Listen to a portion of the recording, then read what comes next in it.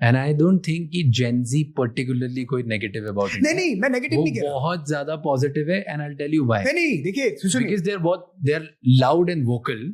So the 5% 10% sentiment you see वो ऐसा लगता है कि रे हमें दुनिया नहीं पता. नहीं देखिए मैं तो उन 5-10% के भी मैं उनके साथ हूँ. Majority are believable. In fact अभी कोई survey हुआ था, I don't know कितना legitimate survey है, क्या है कैसा है, क्योंकि पता नहीं चलता. But I was reading a report and which is very fascinating कि अगर आप जो बेबी बूमर्स थे उनसे कंपेयर करो जेनजी को, एन एवरेज 20-year-old को लेते हो, तो 70% ज्यादा लोग पॉजिटिव हैं अपने देश के बारे में. पहले वाले लोगों को देश छोड़ना था, अभी वालों को देश नहीं छोड़ना है. नहीं that is one of the highest sentiment जो जेनजी की वजह से ऊपर हो रहा है. देखिए तो बिलीवर्स आर राइजिंग.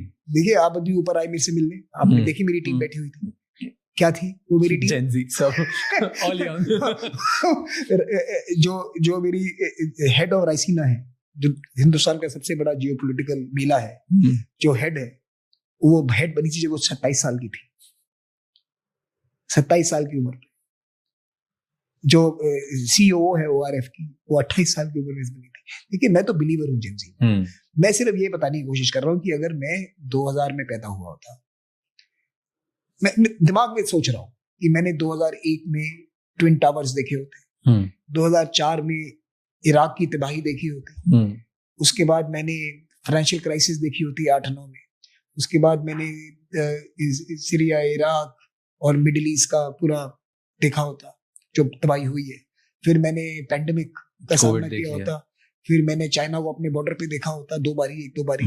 फिर मैंने अब ये डोनाल्ड ट्रम्प को व्हाइट हाउस में देखा होता. ये मैं आपको सारी जो बता रहा हूँ शॉकिंग चीजें. हाँ, तो अगर आप सब की लिस्ट बनाओगे और आज के दिन में 26 साल का हूँ, मैं कहूँ ये क्या भाई यार दुनिया है यार. मैं तो ये कह रहा हूँ, मैं कहता हूँ क्या ये क्या फालतू जगह में मैंने जन्म ले लिया.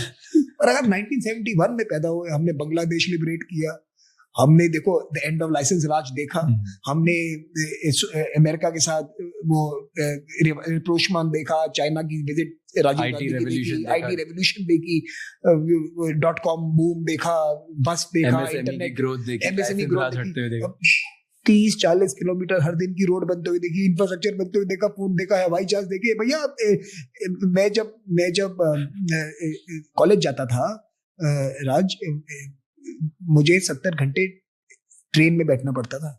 केरला मंगला एक्सप्रेस जो पालघाट में बदलती थी दूसरी वाली, और वो ट्रेन हमेशा एक दिन लेट सही समय पे पहुंचती थी. क्योंकि वो कनेक्टिंग ट्रेन मिस हो गई तो अगले दिन वाली पकड़ के जानी पड़ती थी. सो हमेशा एक दिन लेट पर राइट टाइम.